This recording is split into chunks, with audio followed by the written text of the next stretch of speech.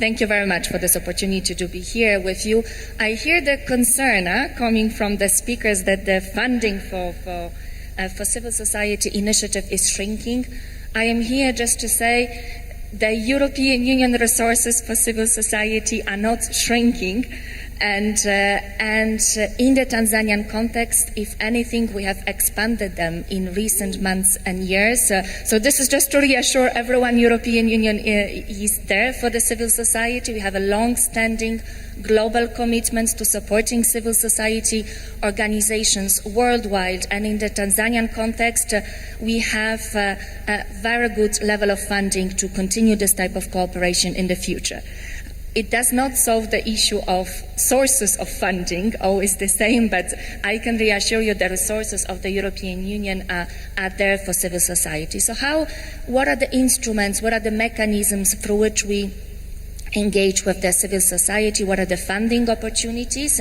So first we have long-standing instruments of work with civil society. These are civil society and human rights and democracy budget lines that are decided globally, and every year we get allocation for different countries and also for Tanzania. We have been receiving quite good allocations in the recent years. We receive every year or every 2 years a new, let's say, envelope to work with, and in the past and currently we have been able to secure quite good resources for our cooperation here in Tanzania.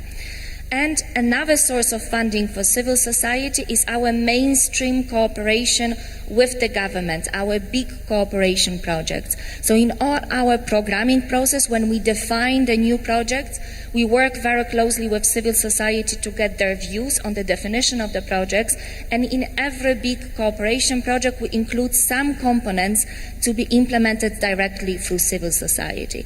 So through this, let's say, combination of different instruments, we have really expanded our cooperation with civil society organizations in the recent months. So just to give you an idea, we have been very busy working on contracts with different civil society organizations, and since December last year until now, we have signed contracts for over 22 million euros already, and we are preparing still some new ones coming. We just finished, for example, the whole contracting of 10 million euros under the Clean Cooking Fund, for example, call for proposals that has just finalized. So just to say, we have been busy, but we have new funding opportunities coming in the next 3 to 4 months, so it's good to know what is cooking in our internal organization, what will be available. So we are preparing right now on the new call for proposals for civil society initiatives. It will be published through our social media website by the end of the year, perhaps January in the worst case scenario, but we hope by the end of the year.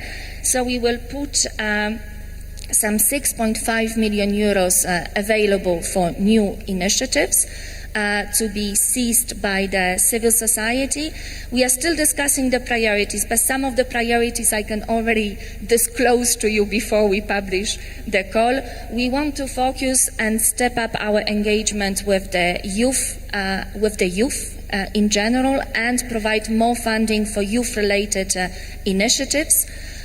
We want to set up a youth sounding board for our European Union and have funding, some seed funding for smaller initiatives. So this will be one of the big priority for us, and we want civil society proposals that would go in this direction. We also want to look a little bit at all the initiatives related to professionalization of journalists, medias. We want to support organizations that work, lobby or work on rule of law related reform agenda.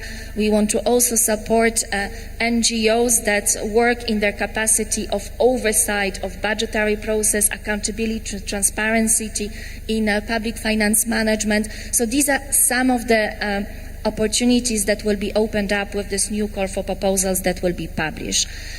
What we hope to also wrap up by the end of the year is a new contract with legal service facility that will then distribute the funding to legal aid providers all over the country, small associations that are providing legal aid all over the countries. And what's interesting, one of the big components of our engagement with LSF will be a reflection, a support to organization on how to sustain the level of funding for legal aid in the future. So we know sustainability of the funding is a challenge, and a big work with the LSF will be on how to sustain such funding in the future.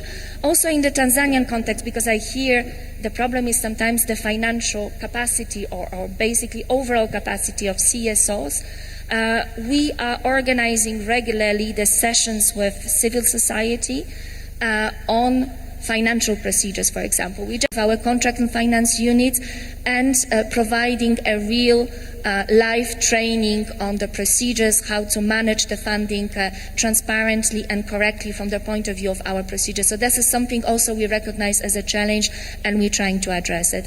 So that's the Tanzanian context, but we also have seen a kind of emerging momentum of civil society organizing itself regionally in the East African Community region, and this is the big role of EACSOF, and we were impressed by the Civil Society Summit called by EACSOF earlier this year, and we want to support this type of dynamic in the future. We have reserved 2 million euros of funding to support this civil society engagement with East African Community Secretariats, influencing the policies of the regional integration at the regional level. We want to step up the influence, especially of women, youth in this process, reinforce the mechanism of consultative dialogue forum that has been established at the EAC level. So this is also something that is coming up. We hope to sign the contract that would implement this 2 million euros by the end of the year.